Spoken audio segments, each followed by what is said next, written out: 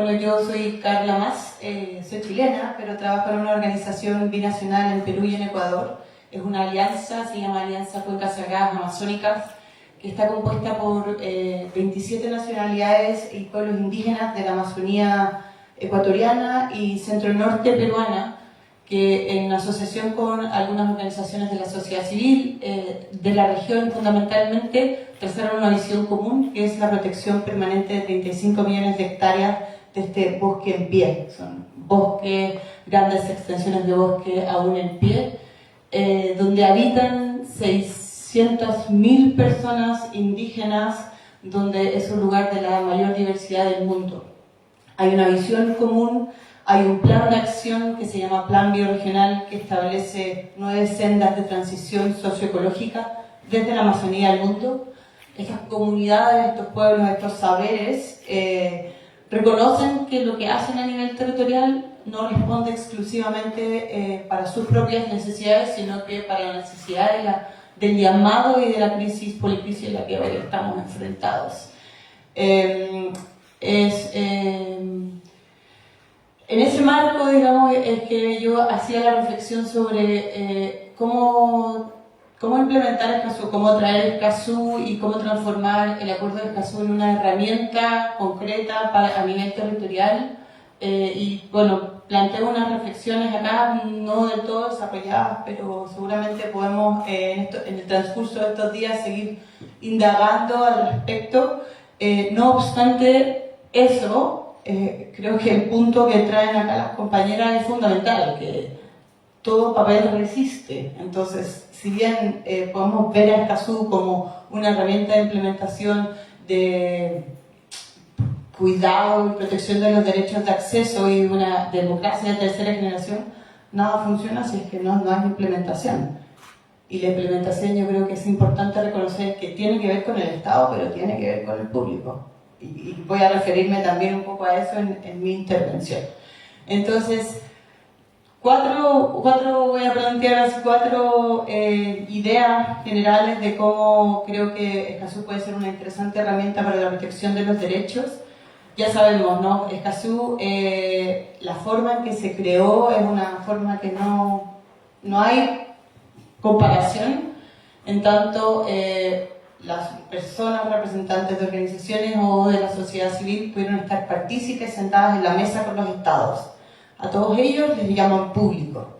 Entonces, eso creo que es interesante rescatar y persistir y hacer sobrevivir por sobre cualquier sin presión que se ejerza. Y en eso, bueno, Escazú tiene disposiciones específicas, ¿no? Tiene artículos 5, 7 y 8 que habla sobre los derechos de acceso. Y también plantea mecanismos de cómo poder asegurar que esos derechos realmente se puedan gozar. Y yo creo que ahí es interesante reflexionar sobre algunos principios que establece Escazú, que son novedosos, y que hay un principio que dice sobre el principio de la máxima publicidad. ¿Qué es eso? Bueno, probablemente cada no sé, grupo, organización, incluso nación definirá, pero me imagino a las compañeras defensoras y todos aquellos que están en territorios, incluso en las cuencas sagradas, máxima publicidad habla de lenguas. ¿No? Necesitamos que los contenidos estén en otras lenguas. Máxima publicidad habla de canales. Necesitamos que los contenidos pasen en las radios locales. Máxima publicidad también habla de forma. Presentaciones así tipo occidentales probablemente no son la mejor vía. Entonces hay principios interesantes que uno puede extraer de Escazú. Otro elemento que me parece interesante de Escazú, como todo acuerdo multilateral, es cómo se traduce eso en la implementación nacional. Y yo quiero solamente detenerme en 2 puntos interesantes del acuerdo y que son parte de la agenda que vamos a ver ahora en la COP2, que es el Comité de Apoyo a la Aplicación y el Cumplimiento del Acuerdo de Escazú. Como saben, se van a definir los candidatos que van a formar parte de este comité, son los cimientos, el eje fundamental de este comité, y el comité, en un año más, digamos, va a aceptar observaciones de incumplimientos alegados de todos aquellos que somos públicos y que estamos registrados en el mecanismo público. Y eso sí es muy relevante. Y es muy relevante no solamente para dejar un registro enorme, sino que para realmente constatar cómo se está cumpliendo el acuerdo y cuáles son los daños que tanto los defensores como el ambiente se ven afectados, ¿no? O están afectados.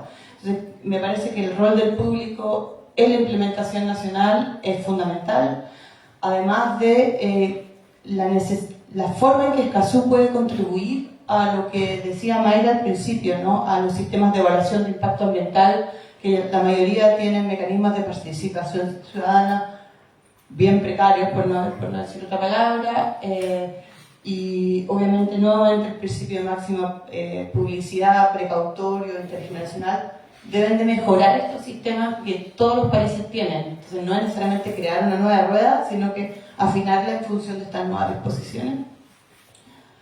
También a nivel de implementación nacional, y solo me detengo porque me parece que es como una bandera muy emblemática, pero que no es muy conocida, que es que en Ecuador, a raíz de las movilizaciones que existieron el año pasado de los pueblos indígenas y las organizaciones indígenas, se llevó una moratoria del extractivismo en la Amazonía.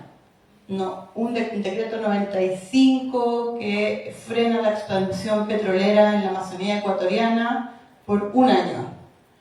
Y eso sí es un instrumento muy interesante de vincular con Escazú, porque precisamente se reconoce en Escazú que la protección ambiental es clave para la protección de los defensores.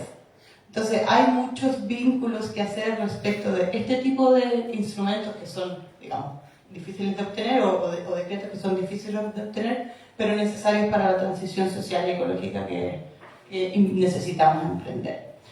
Y creo que voy a dejar la última observación respecto de también vinculando o reflexionando sobre cómo hacer de Escazú una herramienta de transición o una herramienta que sirva para la protección de los derechos y la defensa territorial, particularmente digo en la Amazonía, que es las cuencas sagradas, que es el espacio en el que trabajamos con Isabel. Y es que hay muchísimas disposiciones de otros arreglos multilaterales como el de cambio climático, como el de biodiversidad, como la Declaración de Naciones Unidas por un Ambiente Sano del año pasado, incluso en el marco de la Unión para la Conservación de la Naturaleza se establece que el 80% de la Amazonía debe ser protegida. Entonces hay muchísimas disposiciones de carácter socioambiental en estos acuerdos y espacios multilaterales que se deben de entreger con Escazú para fortalecer la gobernanza de los territorios y las autonomías locales.